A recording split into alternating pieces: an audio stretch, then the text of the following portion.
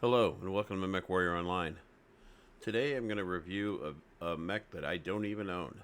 I just wanted to look it up because one of the subscribers, this nice guy, asked me to check out the build that he ran. So let's see what this thing looks like. I still love that they have everything on sale. And they do have a nice ferret on stock. Anyway. So this is a medium mech, as I recall, and it is called a Quickdraw. And I'm just learning that that is not a medium mech, it's a heavy mech. It's got to be a heavy mech. Here we go, Quickdraw. And the one he was talking about, I believe, is the 4H. Yes, this is the one.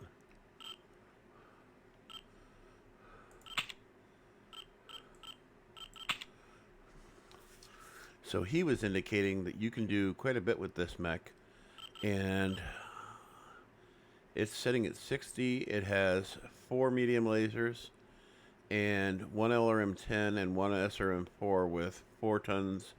Is that 4 tons? Yeah, 4 tons of jump jets. Well, I rarely use jump jets, except for my Shadow Cat and my Huntsman and my Sumner. And in those cases, it's built in.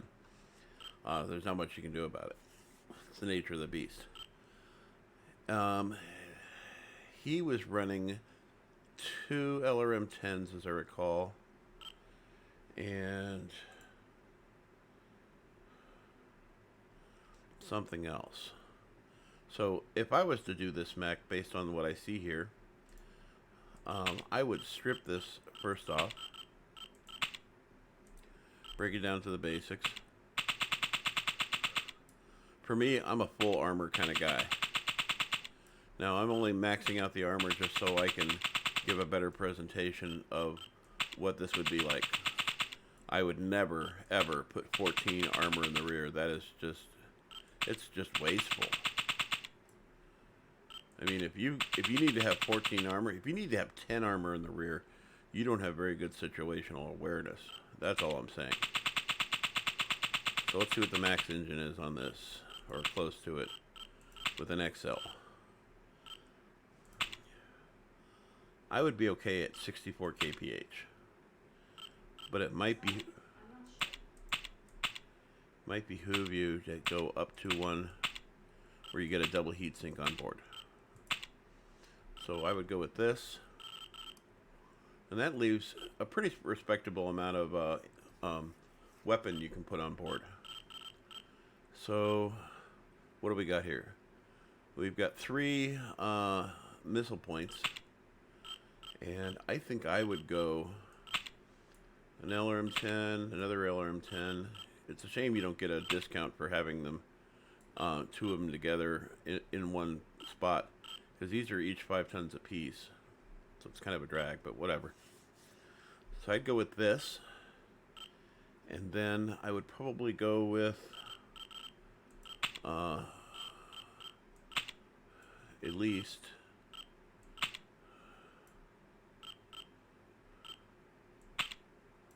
something like this. And the reason I'm going with the medium lasers is because they're much more heat efficient than their cousins. The heat on these ones is 3.25 unscaled, and their cousins are about 0.25, 0.3 more, something like that. So it is a little bit of a benefit to have these. Now, granted, you don't get the range that you get with ER mediums, so you know it's a trade-off. It's always going to be a trade-off. So then for ammo.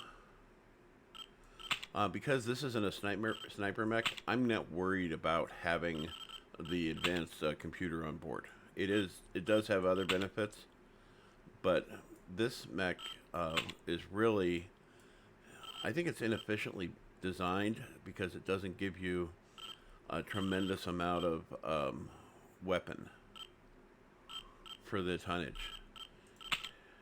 And this is what I refer to as a humanoid mech versus a chicken mech.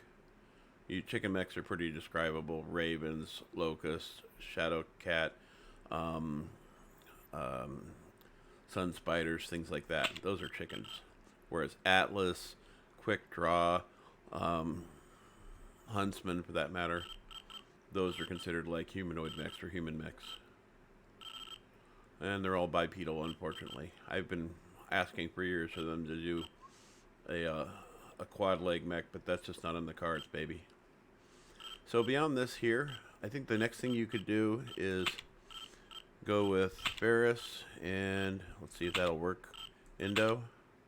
Yeah, we run into problems. Whoops. You can go there, and that gives you a little bit more leeway to put a little bit more weapon on board. So I would go down this route here with double heat sinks. By the way, I don't have any double heat sinks on board, but the heat management right now is 1.3. Let's see what happens when we go to double heat sinks. 1.25. Wow. That is just, you haven't even added heat sinks on there, but technically you have, because the mech comes, the engine comes with a heat sink on board. So now we can scale these weapons up a little bit. Might even add AMS if there's room. You know how I am about wasting spaces on ammo and armor. So that was what I would go with there, and then maybe scale this up to a 15. Is there room for another 15? Let's see. Looks like there is. Yeah, now that is something I would buy. That is absolutely something I would buy. This it looks very viable. And it even has a half a ton extra of ammo or whatever, but you can't really take advantage of that because you'd have to put a case armor on there, and that would be a problem otherwise. But you can't do any beagle. What else could you do? Not much. Now, if you went with, you have this really good heat management right now, or not incredible, but it's a decent heat management, 1.2. If you take this off, it's 1.28. So you can see that the laser AMS, which is switchable on and off, does affect the heat quite a bit. And then let's see what we get for quirks on this. I purposely went this route to see if there's any benefits. So firepower is 60, speed is 74, which I think is a little excessive. But I wanted to get to a point where I could put a heatsink on board without having to waste space and take advantage of that. So what are we getting here? Well, we're getting missile cooldown minus 10, heat plus 5, minus 5. My vision's terrible today. Cooldown minus 10. So we're actually getting minus 20 on the cooldown for the missiles, and then it's minus 10 on the lasers. And then center torso, we're getting plus 15. God, you just gotta love Intersphere mechs. They always do really well on this. Left and right torso plus 10. Left and right arm plus 11. And left and right leg plus 10. So that is really not bad. That is actually pretty good. This is why people always say that Intersphere mechs are tankier than their clan counterparts, and it's because they come with better armor quirks, is really what it comes down to. You take a hit for the weapons, but everything else works out really well. And I could actually see this being a very viable build. I've never had this mech, but I think I made this, tested this out to see if this is something I would actually drive. Yeah, so this in this configuration would really work. Unfortunately, this would be very expensive. To buy the mech, you're looking at $5,300, and then for the adjustments, you're looking at right around $6K, I think it is. So that gets expensive really quickly. Anyway, I just thought this would be a useful review, and I think that I would actually drive this, but I think I tried this once before, and I think I did actually have this, and it just didn't work out for me. Anyway, hope to see you on the battlefield. I love the comments.